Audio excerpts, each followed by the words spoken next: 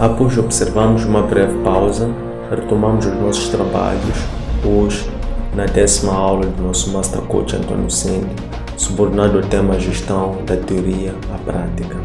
Na primeira parte da nossa aula, nós abordamos sobre a gestão sob o plano teórico. Então, o que é gestão, o que é o gestor, o que faz o gestor, qual é a tarefa nobre de um gestor, quais são as principais competências de um gestor, quais são as principais áreas funcionais da gestão, quais são os níveis ou níveis hierárquicos e respectiva distribuição do âmbito da responsabilidade, da competência de gestão, dos níveis estratégicos, nível intermédio, nível tático, nível de base. E por fim vimos também qual seria a interligação entre essas diversas áreas funcionais. Porque essa conversa é muito longa, não se esgota numa única aula. Poderíamos ter dito muito mais. Vamos tentar trazer estas outras considerações para esta parte 2, que vamos abordar sobre a gestão no plano prático, inspirado no nosso cotidiano, nosso trabalho dia a dia como gestor. Então, devemos iniciar dizendo que o trabalho dia a dia do gestor, o que faz um gestor no dia a dia, o que nós fazemos no dia a dia. Nós, no dia a dia, nós somos trabalhadores. Um gestor é um trabalhador, é um profissional que não se distingue dos demais. Cada um com o seu dom, cada um com o seu talento, cada um com a sua área de atividade, mas o gestor é eminentemente um trabalhador. Qual é o trabalho que faz um gestor? O que o gestor empresta a uma organização? Por que as empresas precisam de um gestor? Por que o gestor A pode servir, o gestor B não servir, por aí em diante? O que o gestor pode fazer para a organização, de forma que esta organização possa se valer dos benefícios de ter este gestor? E a esse respeito há uma discussão que é sobre qual pode ser o mérito versus demérito sobre o sucesso e insucesso da atividade de um gestor, porque muitas vezes associa-se com naturalidade o desempenho positivo ou negativo de uma organização ao próprio gestor. Devemos começar por dizer que o gestor é aquela pessoa que pensa a organização dia após dia, e pensar a organização remete primeiro a viver essa organização. Então, esse gestor, ao viver esta organização, portanto, esta organização passa a estar ou a ocupar os seus pensamentos. Então, ele não vive a organização, ou não pensa a organização, ou não trabalha na organização somente quando está na organização fisicamente. Ele, a partir desse momento, assume um compromisso de trabalhar ou de dedicar a sua energia para o serviço dessa organização 24 horas, 7 dias à semana. Então, o gestor não tem espaço para se apresentar como tal, não tem local ou hora ou momento para estar a trabalhar. O gestor é quem pensa a organização dia após dia. Então, que tipo de competências é que esse gestor, o que nós devemos reunir como gestor? Quais são as competências que são mais ou menos importantes? Num plano geral, o gestor deve simultaneamente ser gestor, e vou passar a explicar um pouco mais, distinguindo esses 3 papéis. Tem que ser gestor, tem que ser líder, tem que ser empreendedor, encarnado isso na mesma pessoa.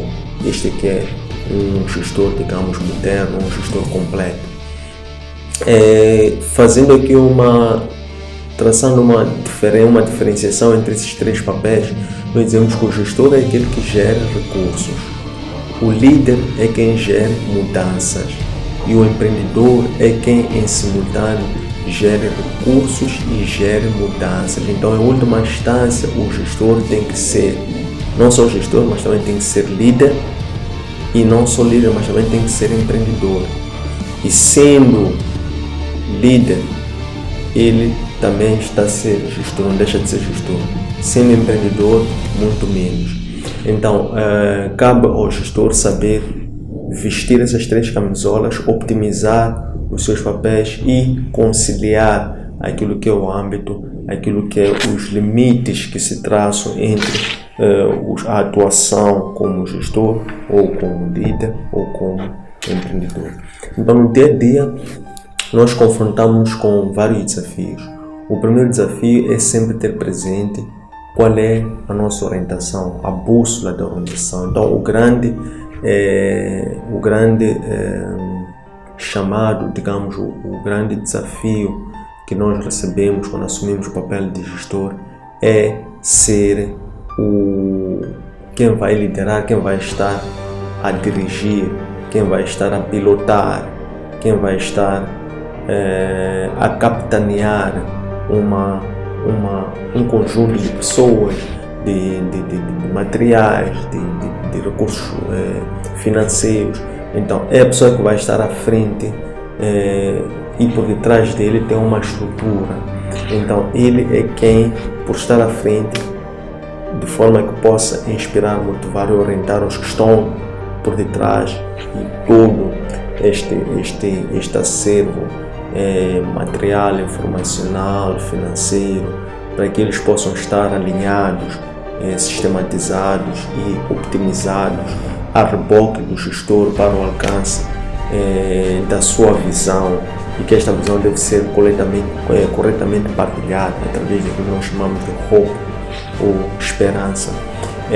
O gestor tem que sempre estar ligado àquilo que é a sua tarefa nobre, que é tomar decisões, mas a tarefa nobre do gestor é tomar decisões com orientação àquilo que é o outcome último. Então, o outcome último, o impacto último do trabalho do gestor é assegurar que a organização alcance os seus objetivos, os objetivos pelos quais foi constituído. Então, quais são os principais objetivos que uma empresa procura optimizar? Esses objetivos, obviamente, dependem da área funcional, isto é, se é gestor da área de produção, o objetivo vai ser diferente do gestor da área de gestão de pessoas, vai ser diferente do gestor da área de marketing, vai ser diferente do gestor da área de sistemas de informação, mas independente do papel da área funcional que esse gestor responde, ou do nível hierárquico em que ele se ocupa, há aquilo que nós chamamos de objetivos macros, objetivos gerais, objetivos globais de uma organização. E o objetivo global de uma organização é a sobrevivência. E a sobrevivência, para se alcançar esse estágio, a organização tem que ter o quê? Sustentabilidade. Então, como é que se alcança a sustentabilidade? É quando os outcomes da organização permitem com que ela possa, de per si, continuar a ser um elemento, um ator, um player válido nesta organização. E ser válido, ser útil, é conseguir criar valor. E como é que se cria valor? É quando nós conseguimos desenvolver produtos, serviços, por via de procedimentos, por via de técnicas, por via de competências, experiências, por via de habilidades que nós reunimos, mas que esses bens, essas nossas produções ou criações, elas tenham uma percepção de valor superior ao custo que efetivamente este cliente ou serviço ou este cliente pretende encontrar com o serviço ou produto que nós desenvolvemos. Então, o gestor, tendo esta direção, tendo esta orientação, ele serve-se de um conjunto de ferramentas, de um conjunto de técnicas que fazem o seu plano de trabalho dia a dia. Quais são essas ferramentas, quais são esses instrumentos que o gestor socorre-se no dia a dia para o exercício da sua atividade? É que, ora, o trabalho do gestor, como o trabalho de qualquer profissional, independentemente da área em que ele esteja acometido, não depende da rapidez, não depende da pontualidade, não depende do seu comportamento, mas depende principalmente, acima de tudo, da sua produtividade, da sua eficácia e da sua eficiência. Então, como é que o gestor pode conseguir ser produtivo? É que ele antes tem que saber o que está a fazer, ou aquele trabalho que ele tem, para onde que o leva. E isso remete-nos àquilo que é o primeiro instrumento estratégico ao serviço de uma organização, o qual o gestor usa como um guião para o seu trabalho no dia a dia. O primeiro instrumento estratégico sistematizado, concreto, objetivo, específico, comunicável, partilhável, chama-se plano de negócio. É assim que, se nós olharmos para os processos ou as fases do processo empreendedor, nós temos que a primeira fase é a geração da ideia. E a geração da ideia no contexto da gestão é aquilo que nós chamamos de pensamento estratégico. E o pensamento estratégico está na cabeça do dono, proprietário, mentor, fundador, a pessoa que idealizou, criou a organização, que pensou essa organização. Mas isso, por estar na cabeça, só ele é quem sabe. E ele pode partilhar aos demais por via da verbalização ou escrita. Portanto, ele comunica aos demais. É assim que do pensamento estratégico evolui-se para a fase 2, que é podemos dizer que esta não seria a fase 1, a geração de ideia não seria a fase 1, mas seria a fase 0, é a base, é o 0. Então, digamos que a fase 1 é o plano de negócio. Então, o plano de negócio é o primeiro instrumento de gestão estratégica por excelência que um gestor pode seguir, pode orientar-se para exercer a sua atividade, o seu papel no dia a dia. De que forma? Ele primeiro tem que interpretar o plano estratégico. Esse plano estratégico é composto por diversas componentes, diversas informações, desde os pilares da organização. Então, os pilares da organização, os fundamentos, as fundações da organização, são eles a visão, tem que ter uma visão, e o gestor tem que conhecer essa visão, tem que se identificar com essa visão, e associado a esta visão tem que também conhecer a missão dessa organização, e num plano mais operacional, associado a essa missão, tem que conhecer quais são os objetivos dessa organização. Então, uma vez elencados visão, missão, objetivos, o gestor passa já para compreender desde a análise interna da organização, que é compreender quais são os valores dessa organização, compreender qual é a principal atividade, a cadeia de valor, qual é o seu core business, qual é o processo, a fórmula ou a metodologia única, específica que a empresa segue para fazer aquilo que sabe fazer melhor do que o outro. Depois, quando já passamos para a estratégia, que é a parte mais importante, que é conhecer qual é o caminho, quais são as considerações estratégicas que esta empresa orienta-se com vista ao alcance de uma vantagem competitiva face aos concorrentes, compreendendo que a organização não opera no meio vazio e que ela, não obstante ter sido criada para o alcance de uma necessidade concreta, específica, numa certa altura, de tempos a tempos, essas necessidades, esses desejos, essas pessoas movimentam, se alteram, há disrupções, há falências, portanto, todo ciclo, tudo aquilo que ocorre em qualquer ciclo, que é desde o nascimento, crescimento, maturidade, morte. Então, o gestor tem que estar sempre atento através do pensar a organização, e o pensar a organização é precisamente a estratégia. Então, o gestor é não só aquele que define uma estratégia, mas também que continuamente alimenta essa estratégia, para que essa estratégia possa fazer a articulação entre as diversas áreas de especialidade ou as diversas especialidades que esta organização incorpora. Então, no dia a dia, o gestor, conhecendo este plano de negócio, que tem sempre acoplado assim o seu plano financeiro, no plano financeiro que vai estar materializado, vai ser o espelho em termos pecuniários daquilo que a empresa pensa que vai ser o seu futuro. Então, todos os projetos que a empresa tem, incorpora, podem ser apreciados ou podem ser desenvolvidos nesta fase do plano de negócio como projetos de investimento. Então, para todo projeto de investimento é preciso o gestor conhecer quais são os pressupostos daquele plano, quais são como é que foi feito a partir daí, como é que foi estimado os cash flows, quais são os principais ciclos do seu negócio.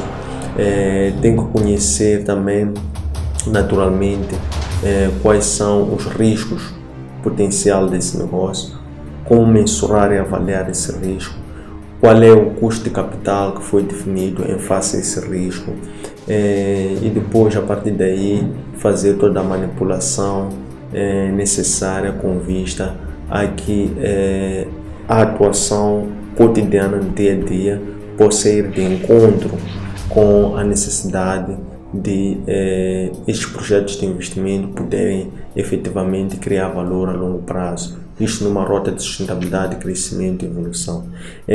Para além deste instrumento estratégico, o plano de negócio, tem também um plano estratégico.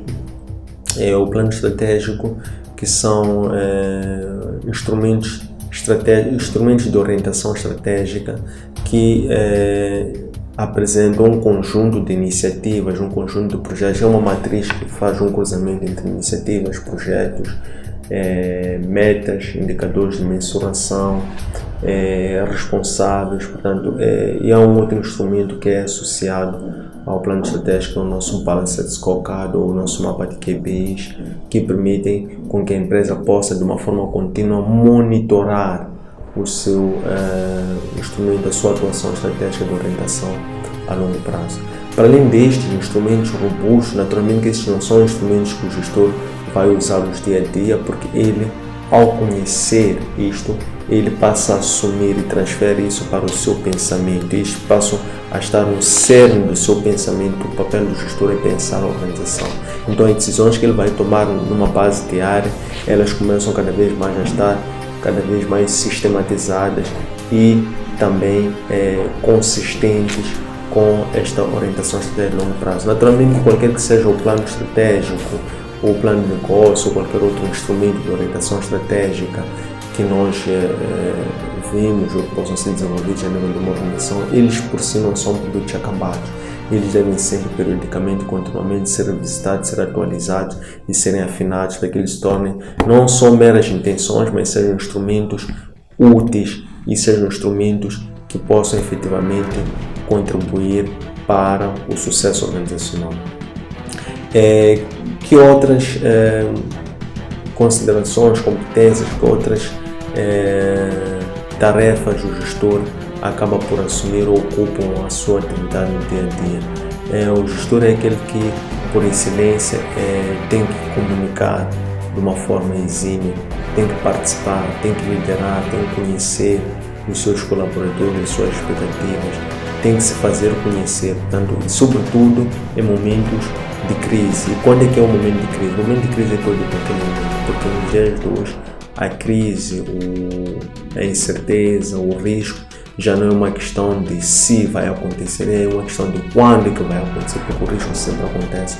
Então o gestor tem que nesse momento vestir a camisa de ser um líder, que é ser uma pessoa que não é só presente, não é só acessível, mas acima de tudo os seus colaboradores possam identificar, e mais do que identificar com ele, possam sentir uma confiança para com ele, por sentirem que ele é o primeiro a dar a cara, é o primeiro a fazer o movimento com vista à superação dos desafios, riscos, problemas com que a empresa debate no dia a dia. E a partir daí ele tem que identificar quais são os stakeholders mais importantes e com eles desenvolver um engagement, uma relação de compromisso e gerir essas relações, nomeadamente com os sócios acionistas, os investidores, com os credores, com os colaboradores, com o Estado, com os fornecedores, com os clientes, com o público em geral, por aí em diante. Então o gestor é assim que ele, tendo uma atuação transversal, o seu cotidiano não se ocupa só os trabalhos que ele vai fazer quando estiver fisicamente na organização, como também ele ocupa quase 50% do seu tempo do gestor em reuniões executivas, reuniões com clientes. Todos esses stakeholders que nós tivemos aqui a rolar agora são esses com quem o gestor tem que desenvolver uma relação próxima, um engagement, permitindo com que as expectativas deles possam ser optimizadas de tempos a tempos e alimentando estas relações para que elas tornem-se duradouras e possam-se a partir daí construir relações de parceria, que são relações de muito longo prazo. E falando em parcerias, naturalmente que as parcerias é o tipo de relação de envolvimento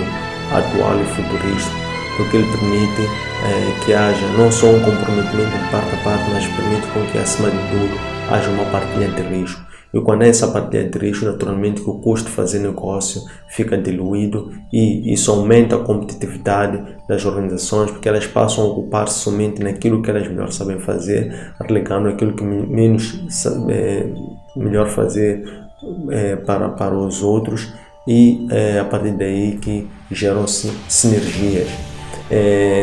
O gestor então tem que estar sempre em busca, portanto, do alcance, ostentação e manutenção e desenvolvimento de uma vantagem competitiva sustentável, independente da área, ou se possível optimizar vantagens competitivas a vários níveis. Como o professor Michael Porter bem definiu, há basicamente 3 tipos de vantagens competitivas, mas nós podemos a partir daí também desenvolver vantagens competitivas com base nos recursos, com base nas competências que nós dispomos. E o papel, por último, do gestor no dia a dia é procurar encontrar, alcançar, ostentar e sustentar ou alimentar essa vantagem competitiva que vai ser a principal bandeira que o gestor deve erguer ou levantar em resposta ao desafio que ele recebeu quando ele foi nomeado, quando foi designado, quando ele passou a assumir uma certa função autoritária. Posto isso, chegamos à parte final do nosso serviço, do nosso trabalho, da nossa aula número 10, subordinado ao tema Gestão da Teoria Prática. Muito obrigado pela vossa presença, pela vossa participação. Votos que tenhais uma semana abençoada. Um abraço de luz e até breve.